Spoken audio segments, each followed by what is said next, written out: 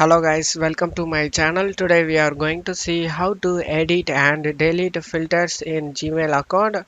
I show you guys how to do that. Click on setting gear icon over here and select see all settings.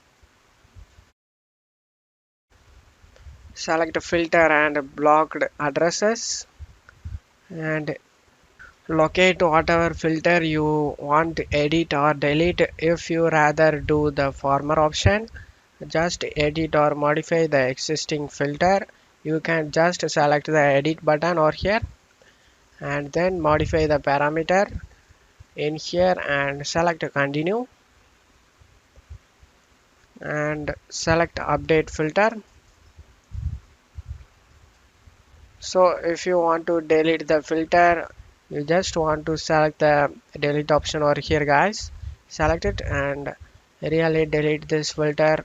Select OK and it has been deleted guys. That's all you have to do it guys. That's it for today's video guys. Give me a like and subscribe. Thank you.